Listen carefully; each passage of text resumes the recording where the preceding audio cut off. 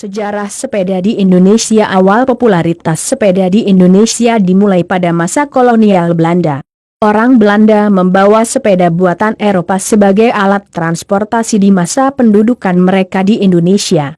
Nah, pengen tahu sejarah sepeda di Indonesia? Simak aja di channel ini. Untuk melanjutkan video kali ini, jangan lupa untuk beri subscriber terlebih dahulu biar terus memberikan informasi dan hiburan. Setuju? Pada masa itu rakyat Indonesia belum dapat menikmati sepeda, hanya para penguasa dan juga bangsawan yang dapat menikmati transportasi sepeda. Hampir semua orang mengakui jika sepeda, yang umumnya adalah buatan Belanda dan Inggris, merupakan alat transportasi bergengsi. Pada tahun 1960-an, seiring dengan perkembangan teknologi transportasi, kedudukan sepeda sebagai kendaraan kelas atas perlahan-lahan tergeser oleh popularitas motor dan mobil. Sedangkan sepeda buatan tahun 1930-an sampai tahun 1950-an segera menjadi barang lama yang mudah untuk ditinggalkan, walaupun ada juga orang yang mulai mengkoleksi sepeda ini. Bahkan sepeda ontel tersebut harganya cukup lumayan mahal untuk pecinta barang-barang zaman dulu. Sepeda kuno buatan Inggris antara lain seperti Humber Cross 1901, Rolly 1939, Philips 1956, Hercules 1922. Sedangkan sepeda buatan Belanda ialah Batavus 1920, Gazelle beberapa yang lainnya. Sepeda-sepeda kuno buatan Belanda, Dutch bike, sering pula dijuluki sebagai sepeda ontel atau unta.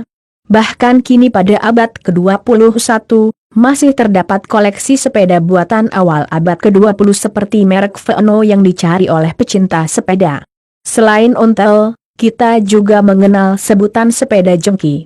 Istilah jengki berasal dari kata yankee. Sebutan ini diperuntukkan orang Amerika. Istilah ini muncul ketika orang Amerika pada tahun 1960-an dapat menginvasi Indochina. Pada waktu itu orang Amerika beserta produk-produknya membawakan ciri fisik, perilaku, pemikiran, dan tampilan baru kepada orang Asia. Presiden Soekarno bahkan sempat melarang masuknya segala produk buatan Barat. Akibatnya sepeda buatan Belanda dan Eropa Barat sempat tidak lagi dapat masuk ke Indonesia sehingga pasar sepeda diramaikan dengan sepeda buatan Tiongkok dengan bentuk dan proporsi baru seperti merek Butterfly, Phoenix, dan beberapa lainnya.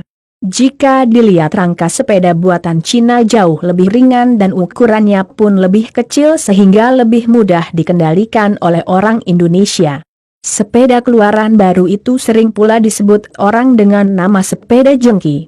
Pada masa itu, segala sesuatu yang baru memang diberi julukan jengki, dimulai sepatu, celana, sepeda, bahkan rumah pun disebut jengki. Sepeda jengki akhirnya dianggap sebagai sepeda masa kini di masa itu. Walaupun makna jengki identik dengan kebaruan, maka oleh orang Betawi sebutan sepeda jengki sempat ditafsirkan sebagai turunan dari bahasa Betawi jingke yang mempunyai arti berjinjit, sebab posisi sadelnya yang tinggi mengharuskan pengendara untuk berjinjit saat akan menaikinya. Dari situlah sepeda jengki menjadi istilah populer terkait sepeda antik di samping sebutan lain seperti sepeda kumbang dan sepeda sundung. Selain sepeda jengki, Indonesia sebenarnya telah lama mengenal sepeda balap. Sebelum Perang Dunia II telah ada beberapa pebalap sepeda profesional Indonesia yang dibiayai oleh beberapa perusahaan seperti Mansonia, Triumph, Hima, dan lainnya. Kegiatan balap sepeda awalnya berada di Semarang.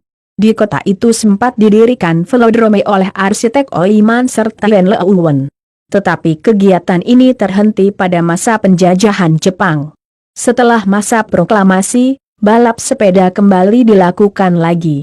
Pada Pekan Olahraga Nasional kedua tahun 1951, balap sepeda telah menjadi cabang olahraga resmi yang diperlombakan. Beberapa daerah kemudian membentuk perkumpulan balap sepeda, dan akhirnya berdirilah Ikatan Sport Sepeda Indonesia, ISI, pada tanggal 20 Mei 1956 di Semarang.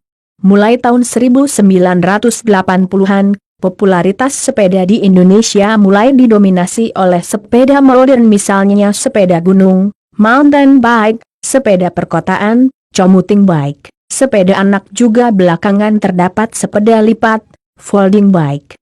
Dari sekian banyak jenis sepeda modern, sepeda gununglah yang paling diminati di Indonesia. Sepeda yang diperkenalkan pertama kali pada tahun 1977 oleh Joe Bose, Gary Fisher dan timnya itu memang banyak digemari oleh masyarakat perkotaan di Indonesia.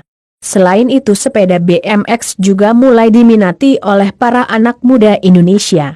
Hal ini dikarenakan karena sepeda BMX dapat digunakan untuk melakukan atraksi ekstrem yang menantang adrenalin.